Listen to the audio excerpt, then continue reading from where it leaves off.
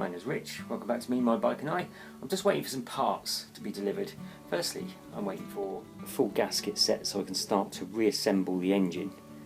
And secondly, a little rebuild kit so I can reassemble the petcock to the fuel tank. And we'll get to this in a little bit. While I'm waiting, I'm just doing a quick test on the Stator on the bench. I know it's charging because I have had the bike running, but I thought I'd show you how to do a static test on a motorcycle stator. There's just two things that you need to do. I've got my multimeter on the ohms setting and I've got it on the lowest reading because I'm looking for resistance of less than 1 ohm. A stator is made up of 3 windings which all meet at the end, which means that you should have continuity through the 3 ends of the wire. As you can see, we've got 3 pins there. Let's call this pin number 1, pin number 2 and pin number 3.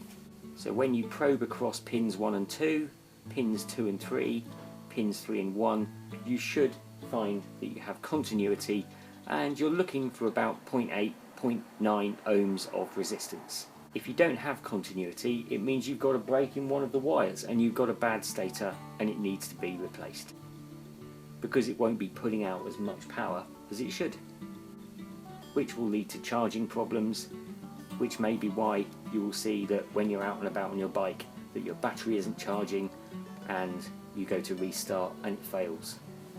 This is just one of the many tests that you can do. This is a static test looking for resistance. We will look at the live tests once we've got the engine back together and the bike running. So firstly, I'm going to test across the first pair of pins.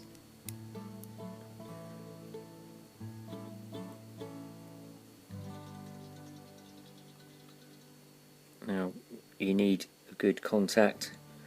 We've got about 7 ohms of resistance across that first pair of pins.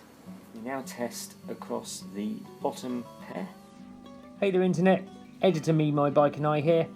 You might be asking yourself a quick question. What if you don't have the stator out of the bike and on the bench?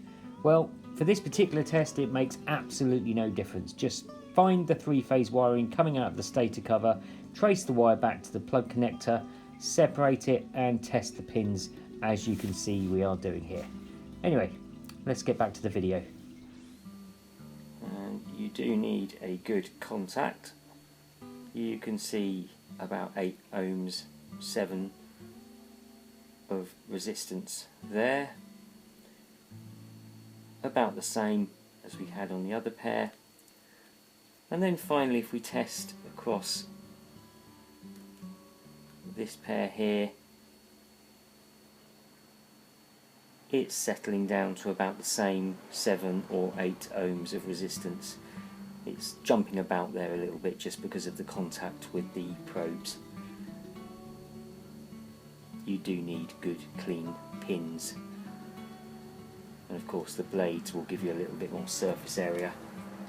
So this tells me that this stator's absolutely fine in terms of the windings. There are no breaks in the windings, and for that reason it should be putting out a good voltage. For this type of test, polarity is immaterial, so it doesn't matter which way round you place your probes on the pins, because all we're doing is passing a current through a wire and checking to see that we've got continuity. In this instance we have, so we can move on to the next test. So whilst we've established that we've got continuity through the windings, which we do need, we also need to make sure that none of the wires are shorting to ground. And the way we do that is we take one of the probes again and we just tap it against one of the pins, and we take the other end and we touch that against the body of the stator. If we see any resistance here whatsoever, it means that that wire is shorting out to ground, and that's not good, and we would need to replace the stator. So we're hoping that the display does not change, and then we know it's good, at least on that particular wire.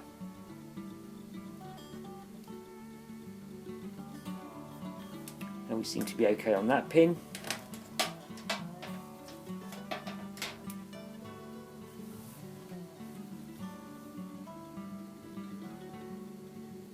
And we're okay on that pin. Okay, editor me, my bike and I here again. I can hear you saying, how do you test against the main body of the stator if it's inside the engine? Well, again, it doesn't matter. You simply find a suitable grounding point on the engine case somewhere where there isn't any paint, maybe at the end of a bolt, or just go straight to the negative battery terminal, which is grounded straight to the engine block. Let's get back to the video.